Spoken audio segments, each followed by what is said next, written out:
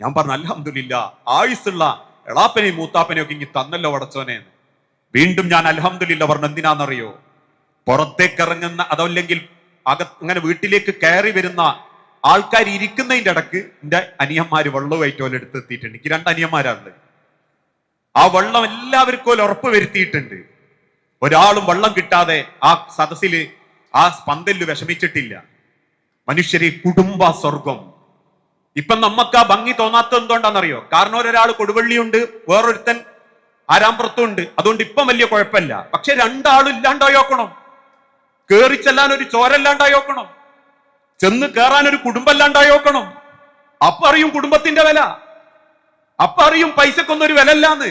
അതുകൊണ്ടാ റബ്ബ് പറഞ്ഞതും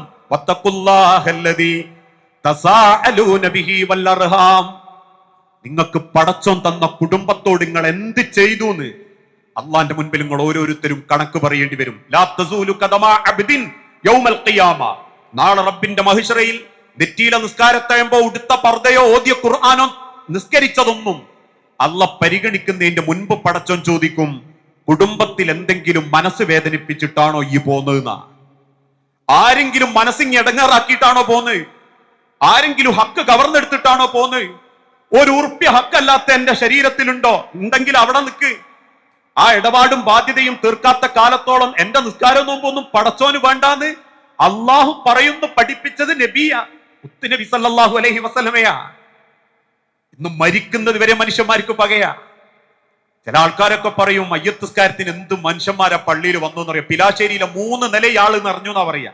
നന്മണ്ട 3 നിലയും 3 തവണകളായിട്ടാ മയ്യത്ത് നിസ്കാരം നടന്നത്. അതാ പുണ്യം. പള്ളിക്കാട്ടിൽ 6 അടി മണ്ണിൽ വെച്ച് കുടുംബക്കാര് തിരിച്ചു പോരുമ്പോ 10 സെക്കൻഡിന്റെ ഇടയ്ക്ക് നസലൽ അമീനു മലക്കു ജിബ്രീൽ, ആകാശത്തുനിന്ന് ജിബ്രീലിന്റെ നേതൃത്വത്തിൽ അള്ളാന്റെ മലക്ക് വരും. ആ മലക്കിന്റെ ചോദ്യത്തിൽപ്പെട്ട ചോദ്യമാണ് ഇതൊക്കെ. ആ ചോദ്യത്തിന്റെ ഉത്തരം നമ്മളെ കയ്യിലില്ലെങ്കിൽ ഒരു സമാധാനവും പടച്ചോ മണ്ണിന്റെ അടിയിൽ തരൂല. അതുകൊണ്ടാ റബ്ബിന്റെ പ്രവാചകൻ പഠിപ്പിച്ചതും പടച്ചോന്റെ പള്ളിക്കാട്ട് കിടക്കുമ്പോ മനസ്സമാധാനത്ത് കിടക്കാൻ പറ്റണം. ആ റബ്ബ് തന്ന കുടുംബം ഇന്നെല്ലാവർക്കും കൈവിട്ടുകൊണ്ടിരിക്കുക, എല്ലാ രംഗത്തും.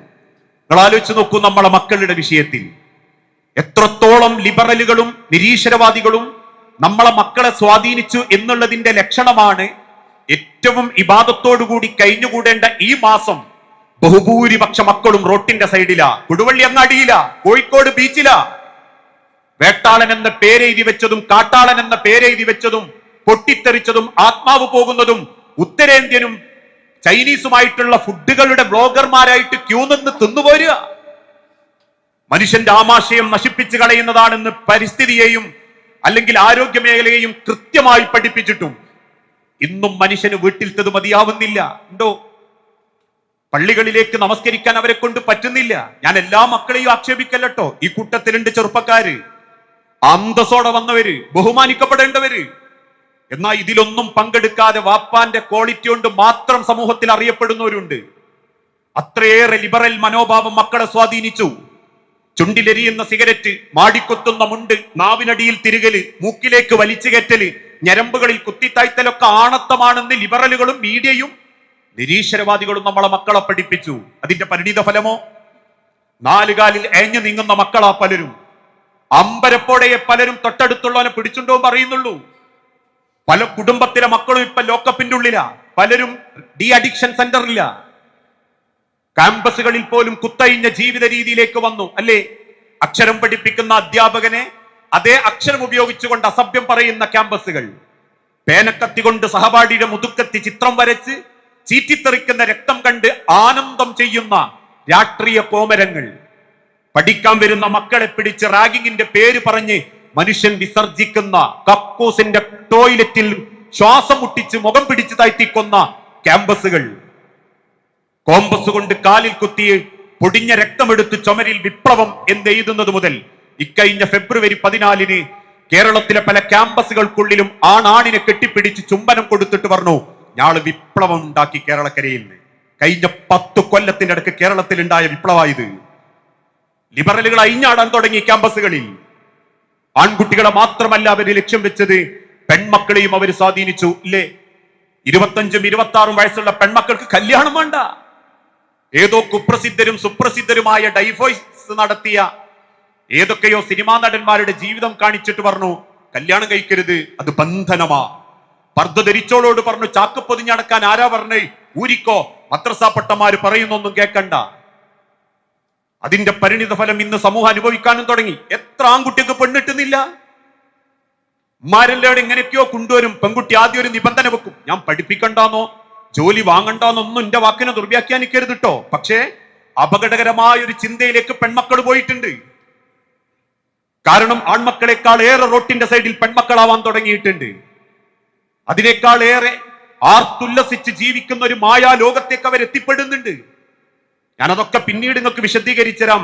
അങ്ങനെ അമ്മാന്റെ നിർബന്ധത്തിന് ആരെങ്കിലും കാണാൻ വന്ന ചില പെൺകുട്ടികൾ നിബന്ധന വെക്കും, എനിക്ക് കുറച്ച് അഭിപ്രായം ഉണ്ട്. എന്തേ, എനിക്കിങ്ങനെ പഠിച്ചണം, പഠിച്ച് ചിലപ്പോൾ യൂറോപ്പ് പോകേണ്ടി വരും, ബാംഗ്ലൂരിൽ പോകേണ്ടി വരും, ഞാൻ ജോലി വാങ്ങും, ഞാൻ ഓനെ നോക്കും, എന്റെ ഇഷ്ടത്തിന് നിൽക്കാൻ പറ്റുകയാണെങ്കിൽ ഞാൻ കല്യാണം കഴിക്കും, അല്ല എനിക്ക് താല്പര്യമല്ല. എന്താ എന്റെ ഇഷ്ടം, എനിക്ക് കുറെ ആൺ ഫ്രണ്ട്സുകൾ ഉണ്ടാകും, രാത്രി ചിലപ്പോൾ എനിക്ക് പുറത്തു പോകണം, സൺസെറ്റ് കാണണം, സൺഷൈൻ കാണണം, ഹാപ്പി ന്യൂ ഇയർ ആഘോഷിക്കണം, ബർത്ത്ഡേ പോകണം, വെറൈറ്റികളായ ഫുഡുകൾ തേടി രാവ് പകലാക്കി നടക്കണം. അതിനൊക്കെ പറ്റെങ്കിൽ കല്യാണം കഴിക്കാൻ റെഡി. പെട്ടെന്ന് പ്രസവിക്കാൻ പറയരുത്, മക്കളോക്കാൻ പറയരുത്. ഇതൊക്കെ ഈക്വൽ മനോഭാവത്തിൽ പോവുകയാണെങ്കിൽ ഓക്കെ.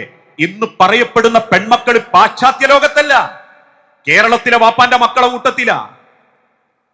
അത്രയേറെ ലിബറൽ മനോഭാവം നമ്മളെ മക്കളെ കാർന്നു തിന്നാൻ തുടങ്ങി. അതിന്റെ പരിണിത ഫലമോ എത്രയോ കുടുംബങ്ങളിൽ ഇപ്പം വിവാഹം നടക്കുന്നില്ല. പോട്ടെ, ഇപ്പം വിവാഹത്തോടെ കിട്ടേണ്ടത് മുൻപ് കിട്ടുന്നുണ്ട് എന്നൊരു ധാരണയിലേക്ക് അവരെത്തി. അങ്ങനെ വന്നതാ ലിവിങ് ടുഗദറുകൾ, അങ്ങനെ വന്നതാ ഡേറ്റിങ്ങുകൾ, അങ്ങനെ വന്നതാ ഒരു കാലഘട്ടത്തിൽ അവിശുദ്ധമാക്കപ്പെട്ട ഒരു പെണ്ണിന്റെ കൂടെ ആണിനെ കണ്ടാലും ആണിന്റെ കൂടെ പെണ്ണിനെ കണ്ടാലും അവരൊരുമിച്ചൊരു ഇടപാടോടുകൂടി ഒരു വീട്ടിൽ താമസിച്ചാലും നമ്മൾ പറയും ജാരനാന്ന്.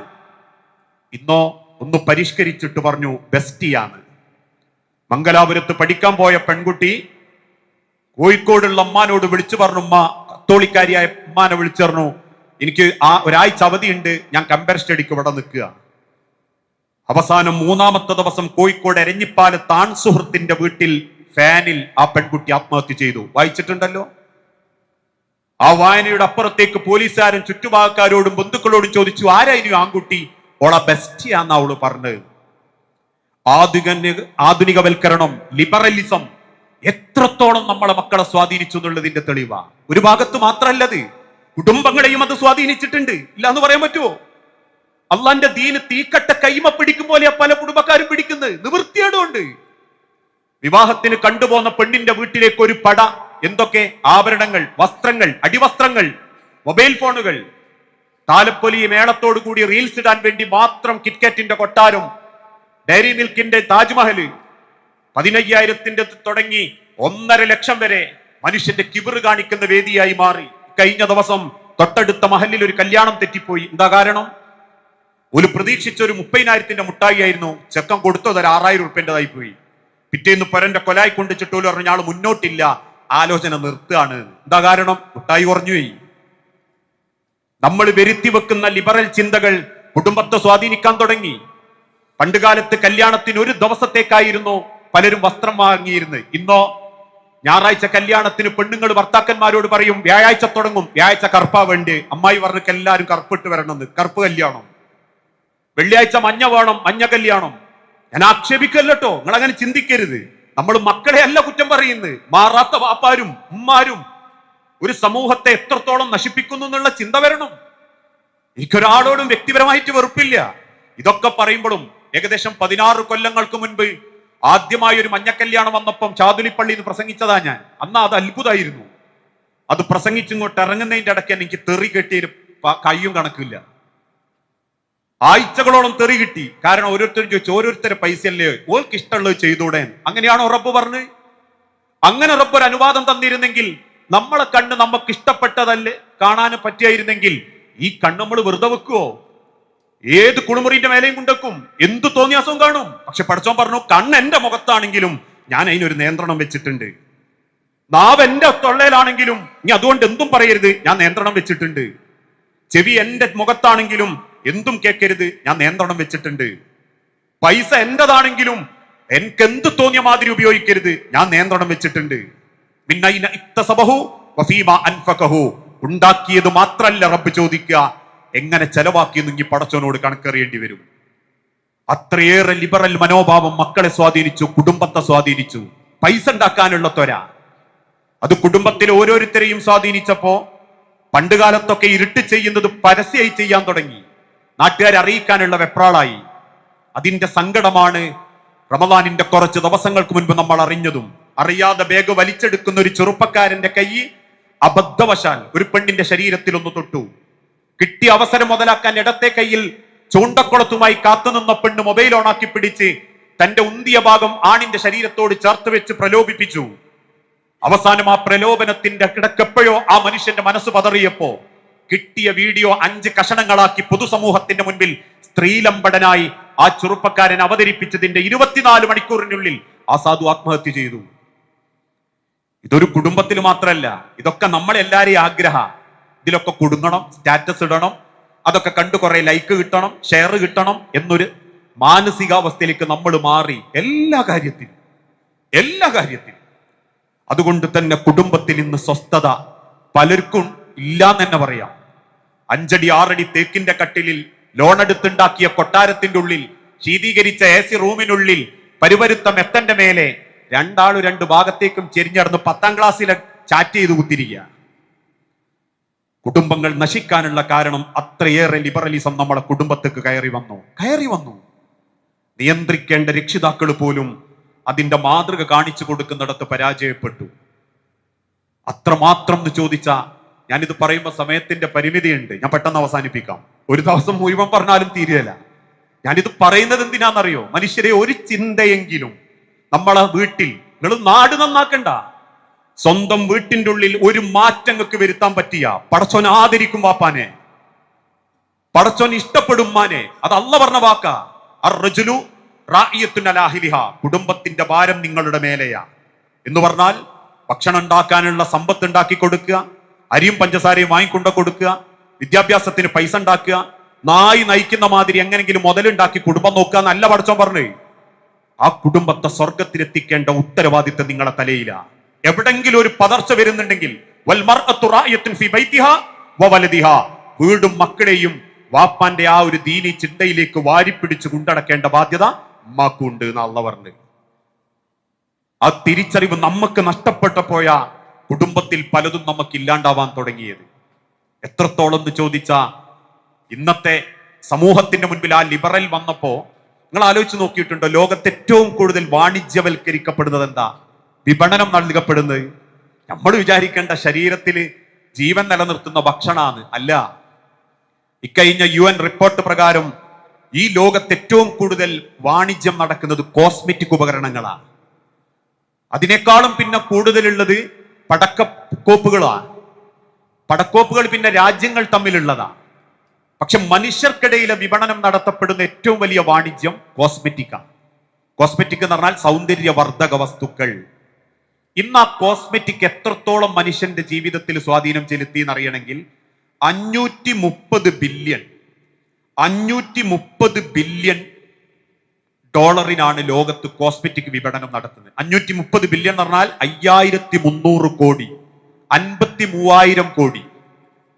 53,000 കോടി രൂപയുടെ ഡോളറിന്റെ വിപണനമാണ് ലോകത്ത് കോസ്മെറ്റിക്കിന്. ഇതിന്റെ വലുപ്പം നമുക്ക് മനസ്സിലാകും എവിടെയാണെന്നറിയോ? മനുഷ്യന്റെ വിദ്യാഭ്യാസത്തിന് ഈ ലോകത്ത് ചെലവാക്കുന്ന പൈസ വെറും 13 ബില്യണാണ്. മാക്സിമം പോയാൽ 17 ബില്യൺ എന്നാണ് UN പറയുന്നത്. 17 ബില്യൺ. അതിൽ കേരളത്തിലെ വിദ്യാഭ്യാസം പെടും, ഇന്ത്യയിലെ വിദ്യാഭ്യാസം പെടും, യൂറോപ്പിലെയും പശ്ചിമേഷ്യയിലെയും ആഫ്രിക്കൻ ഭൂഖണ്ഡങ്ങളിലൊക്കെ ഉള്ള വിദ്യാഭ്യാസത്തിന് ലോകം ചെലവാക്കുന്നത് 17 ബില്യൺ. കോസ്മെറ്റിക്കിന് ചെലവാക്കുന്നത് 530 ബില്യൺ. മനുഷ്യൻ കഴിക്കുന്ന അന്നത്തിന് ലോകം ചെലവാക്കുന്നത് 120 ബില്യൺ. തിന്നുന്നതിനേക്കാളും 5 ഇരട്ടിയ കോസ്മെറ്റിക്കിന്. അതിന്റെ സങ്കടമാണ് ഇന്ന് 2ാം ക്ലാസ് പഠിക്കുന്ന മോളെ ചുണ്ടിലും എന്തുണ്ട്? ലിപ്സ്റ്റിക് ഉണ്ട്. അള്ളാന്റെ ഹബീബ് ഒരിക്കൽ പറഞ്ഞു, നിങ്ങൾ പിരികം പഠിക്കരുത്. ലഅനത്തുള്ള, അള്ളാഹ് ശപിച്ചവളാണവൾ. അന്നാമിസാത്തു വൽ മുതനമ്മിസാത്തു, പിരികം വടിക്കുന്നവളെയും വടിക്കാൻ ഇരുന്നു കൊടുക്കുന്നവളെയും. അൽ വാസിമാത്തു വൽ മുതവസ്സിമാത്തു, ചായം കുത്തുന്നവളെയും ചായം കുത്താൻ ഇരുന്നു കൊടുക്കുന്നവളെയും.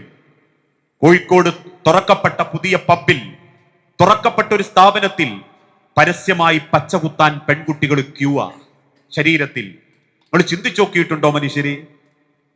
കേരളത്തിന്റെ മണ്ണിൽ നിന്നും കെട്ടുകെട്ടിക്കേണ്ടിയിരുന്ന മദ്യം ഇപ്പോൾ അനുവദിക്കപ്പെട്ട കേരളത്തിലെ 8 പബ്ബുകളിൽ 5 കോഴിക്കോടാണ്.